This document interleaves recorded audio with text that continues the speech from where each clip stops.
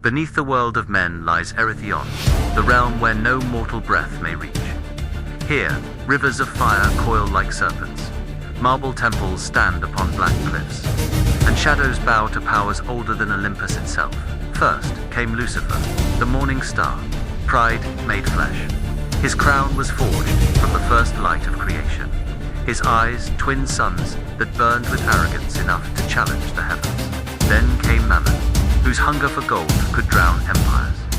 In his halls, rivers turned to molten treasure, and every breath was the clinking of coins. From the crimson gates came Asmodeus, whose beauty was a weapon deadlier than any blade. With a glance, kings abandoned crowns, and cities burned for his tongue. Across the black waters rode Leviathan, envy incarnate. His armor was of the deep, shimmering green and gold, and his voice carried the roar of agency. Then Beelzebub came, the great devourer. Feasts stretched before him like battles, and he conquered each with the same hunger he had for power. From the forges of the pit came Satan, wrath unending. His bronze armor smoked with the heat of war, his spear forever dripping with the blood of forgotten gods. Last came Belphegor, whose stillness hid a mind that shaped worlds. In his marble halls, machines of bronze turned without mortal hands, whispering secrets of ruin. In the heart of Erythion, beneath a dome of obsidian and gold, the princes gathered. 7 thrones for 7 tyrants, and not one among them bowed to another. But from the realm above, a whisper came. Carried by wind, no underworld had known. A mortal was coming, one whose footsteps would shake even the halls of hell. Lucifer rose first, his voice commanding the very stones. With a gesture, flames leaped from the marble floor, forming a circle of fire where no light had ever dared burn. Mammon scoffed, his laughter like coins striking stone. He poured molten gold into the fire, letting it twist into shapes of crowns and thrones, mocking the prophecy. Asmodeus spoke with a smile, sharp as a blade. Why battle this mortal when a whisper could make them kneel? He purred, his words dripping like honeyed poison. Leviathan's voice rumbled like the deep the sea does not whisper. It devours. Waves roared within the chamber, though no ocean lay within 100 realms. Beelzebub tore into a roasted boar with one hand, speaking between bites. Let the mortal come. I will feast upon their fear before the flesh. Satan struck the floor with his spear, the sound cracking the stone. Enough talk. I will meet them at the gates, alone. His voice was a blade, a dark. Belphegor yawned, his eyes half-littered. Why waste the effort?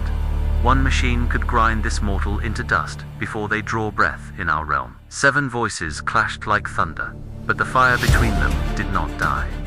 Pride, greed, lust, envy, gluttony, wrath, and sloth, united not in loyalty, but in the promise of destruction. It began with a single tremor, subtle as a heartbeat. The marble floor quivered beneath their feet, and even the flames bent as though bowing to some unseen force. Lucifer smiled, as though the very idea of a mortal threat was a jest for his amusement. Let them come, he said.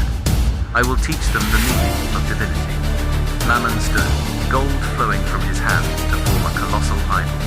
They will kneel and pay tribute, or their bones will gild my gates. Asmodeus conjured an image in the fire, a mortal's silhouette caught in his embrace. Their will is nothing. Their heart will be mine before their sword is drawn. Leviathan's voice rose like a storm surge. The seas of the underworld will rise to drown them, and their name will be swallowed forever.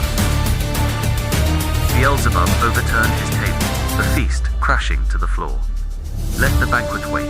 War will be my feast tonight. Satan strode from the chamber, his spear blazing. With every step, the marble cracked and flames burst from the ground. Belphegor turned from his seat, setting bronze gears into motion.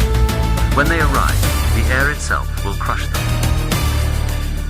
Far above, the gates to Erythion groaned, ancient stone grinding as the mortal approached. No soul had entered by will in 1,000 years. They could not see the mortal yet, but they could feel the weight of their steps. In every heartbeat, the underworld's silence deepened.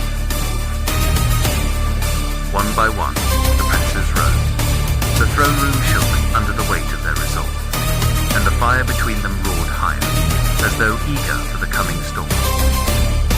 Lucifer lifted his hand, and the flames bent to his will.